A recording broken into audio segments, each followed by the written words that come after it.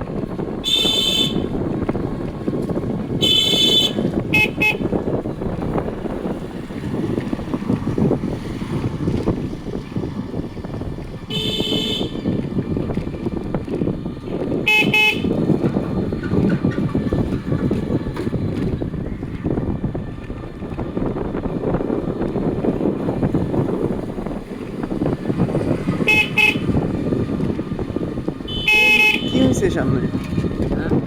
এত মানুষ কই যায়? শোভা এখন তো শোভা নাই, মেলা হয়। মেলা এখন হলো মেলা, মেয়ে মানুষের মেলা Right.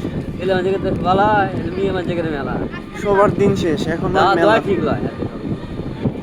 মাহফিল বন্ধ করে দেওয়া উচিত বাংলাদেশের। মাফের মতো করে নোংরা হয়ে যাবে, ঘুম হয়ে যাবে। কেন মাহফিল করে আরো মানুষ বেশি নষ্ট হচ্ছে? এই ছোটবেলায় একটা ওয়াজ শুনছিলাম, এখনো মনে আছে বক্তা কি কি কইছিল।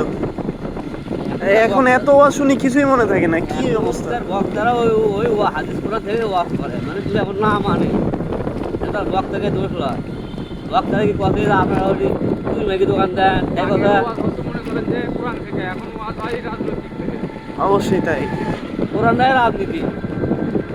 ব্যাপারটা হয়েছে কি চাচা, মানুষের উদ্দেশ্যর পরিবর্তন হয়ে গেছে। হ্যাঁ, যেমন হলো বক্তার উদ্দেশ্য হলো সে ভাইরাল হবে, মানে মানুষ যেন তাকে চিনে।